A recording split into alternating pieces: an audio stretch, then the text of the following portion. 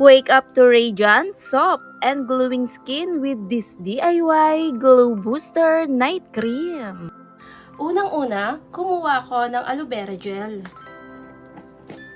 Ang aloe vera gel, mayaman ito magbigay lack of moisture, stay hydrated, hindi magdadry ang balat natin. Kasama na rin ng Vaseline. Ang Vaseline, marami siyang pwedeng paggamitan para sa balat natin. At naglalaman din ito ng lack of moisture, maiiwasan ang pagka-dry ng ating balat. At dito nga sa dalawang kombinasyon, haluin ko lamang ito para mas makita ko yung texture na kailangan ko rin. At dito pa nga lang, habang hinahalo ko, na nag-balance na din ang aloe vera at ang Vaseline. Perfect itong kombinasyon na ating ginamit. At pagkatapos, kumuha ko ng sweet almond oil. Maganda rin ang dala nito. At yung benefits na meron para sa balat natin, mas pangangalagaan ito ang kutis. Ayan. Bukod pa dyan, nagbibigay itong brightening, stay hydrated, at yung radiance sa balat. At habang hinahalo ko nga, ito na yung texture niya. At pagkatapos, maglalagay naman ako ng lemon. Etong lemon zest nga, kukuha lamang ako ng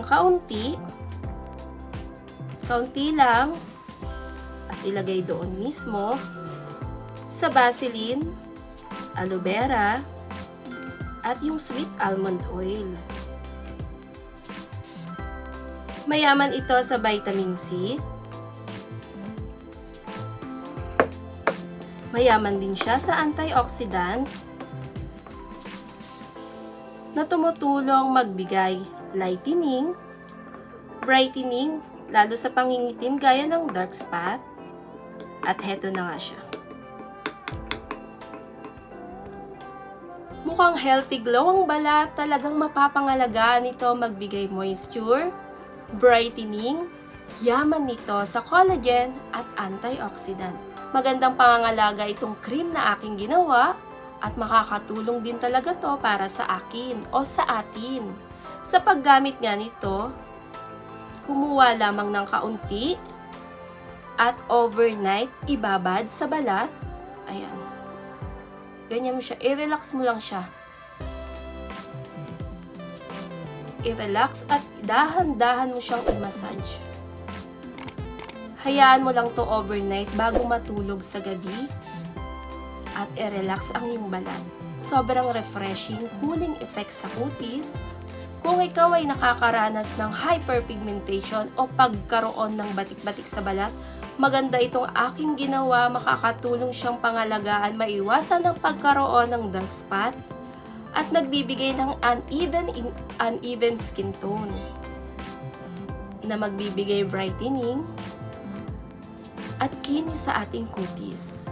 Bukod pa dyan, maganda ito magbigay glow, brightening, lalo na yung glowing niya. Sobrang nire-retain nito ang lack of moisture sa balat na hindi magdadry. Ayun yung effect niya. Hayaan mo lamang siya bago matulog sa gabi. Kinabukasan, banlawan mo, pansinin mo yung effect at resulta. Magandang pangangalaga, magbigay brightening, nagbibigay malambot, makinis sa balat. Follow, subscribe for more tips.